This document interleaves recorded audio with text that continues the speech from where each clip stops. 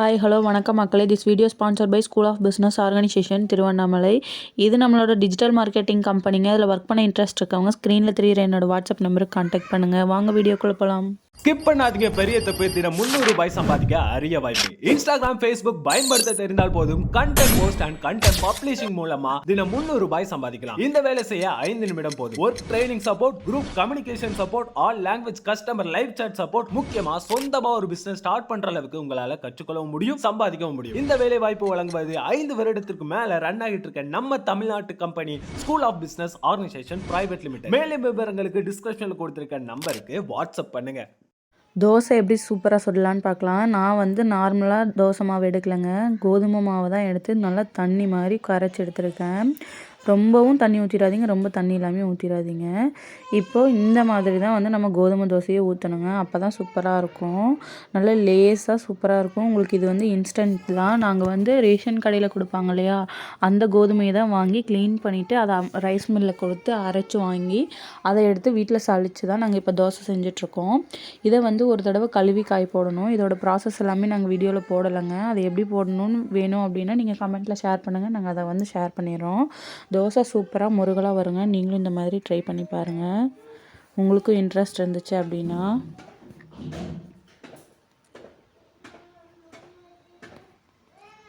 கொஞ்ச நேரம் லோ ஃப்ளேமில் வச்சு நல்லா வேக விடணுங்க, அதுதான் இம்பார்ட்டன்ட்.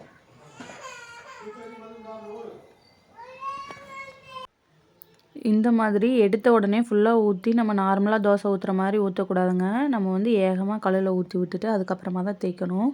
லோ ஃப்ளேமில் வச்சு நல்லா வேக வச்சு விட்டுட்டு அதை திருப்பி திருப்பி போடணும். கொஞ்சமாக ஆயில் அதிகமாக சேர்த்துக்கிட்டா இன்னும் டேஸ்ட் நல்லாவும் இருக்கும், முருகலாகவும் வரும் தோசை. கோதுமை மாவு தோசை உடம்புக்கு ரொம்ப ஹெல்த்து. இந்த மாதிரி ட்ரை பண்ணி டேஸ்ட் பண்ணி பாருங்கள், சூப்பராக இருக்கும்.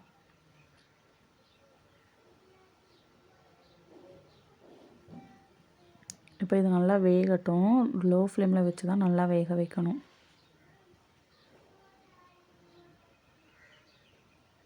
வீடியோ பிடிச்சிருந்துச்சுன்னா லைக் பண்ணுங்கள், ஷேர் பண்ணுங்கள், சப்ஸ்கிரைப் பண்ணி சப்போர்ட் பண்ணுங்கள் மக்களே. தோசை முடிஞ்ச அளவுக்கு குட்டியாக லேஸாக ஊற்றுங்க, அப்போ தான் நல்லா முருகலாக வரும்.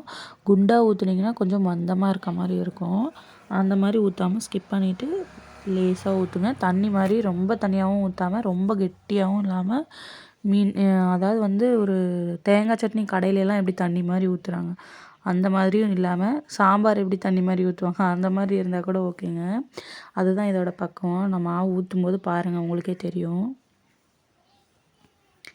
இப்போ இந்த மாதிரி மேலே அந்த ஈரப்பதமே இல்லாமல் காஞ்சதுக்கு அப்புறமா நீங்கள் எடுத்திங்கன்னா தோசை சூப்பராக வரும். இந்த மாதிரி எடுத்துகிட்டு நீங்கள் திருப்பி போட்டுக்கலாங்க.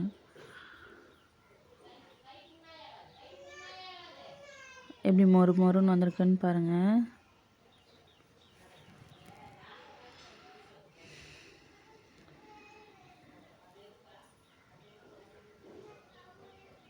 இந்த தோசைக்கு தக்காளி சட்னி மாதிரி டேஸ்ட்டு வேறு எதுவுமே கிடைக்காது. தக்காளி சட்னியும் சூப்பராக இருக்கும்.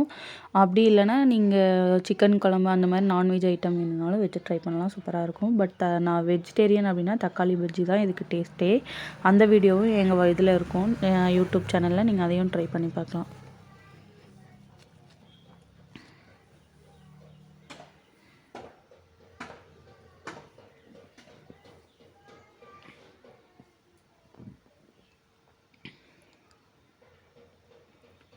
அவ்வளோதாங்க, தோசை ரெடி. 2 சைடும் நல்லா திருப்பி திருப்பி போட்டு நல்லா வேக வச்சு எடுத்துக்கோங்க, சூப்பராக இருக்கும்.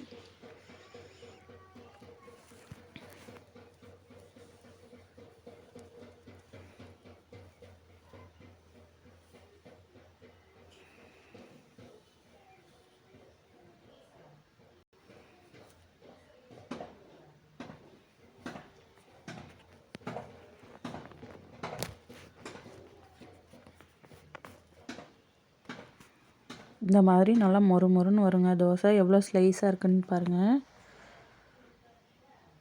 இது இன்ஸ்டண்ட்டாக நீங்கள் அப்போயே வேணாலும் ட்ரை பண்ணலாம்.